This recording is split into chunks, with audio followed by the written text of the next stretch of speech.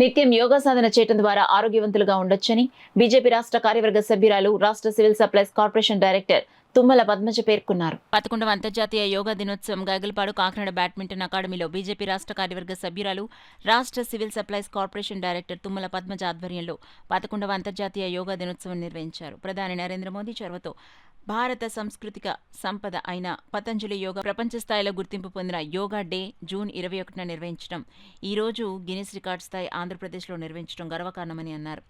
వికసిత భారత్లో ఆరోగ్య భారత్ నిర్మాణం కోసం యోగాంధ్రప్రదేశ్ కోసం ముఖ్యమంత్రి చంద్రబాబు నాయుడు చేసిన కృషి శ్లాఘనీయమని, యోగా ప్రతి మనిషి జీవితంలో భాగం అవ్వాలని ముఖ్య అతిథిగా పాల్గొన్న ఆర్ఎస్ఎస్ విభాగ్ ప్రచారక్ సోమశేఖర్ పేర్కొన్నారు.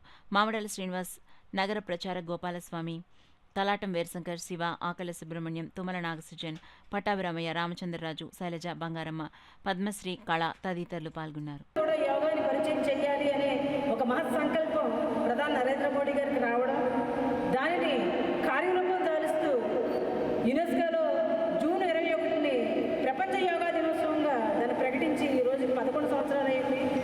ఈరోజు గిన్నిస్ బుక్ రికార్డు కోసం ప్రయత్నం చేస్తూ మోడీ గారు ప్రయత్నం చేస్తున్నారు. దానికి ప్రతి ఒక్క పౌరుడు తన యొక్క బాధ్యతగా, అంటే ఆరోగ్య భారత్ నిర్మాణం కావాలి అంటే సమాజంలో ప్రతి ఒక్కరికి కూడా ఏ రుగ్మతలు ఉండకూడదు.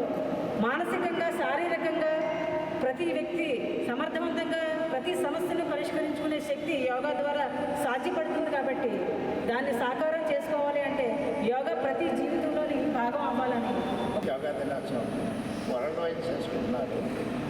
ప్రత్యేకంగా మన నరేంద్ర మోడీ గారు విశాఖపట్నం వచ్చి ఈరోజు వరల్డ్ రికార్డుగా త్రూఅవుట్ ఆల్ కంట్రీస్ చేస్తున్నారు.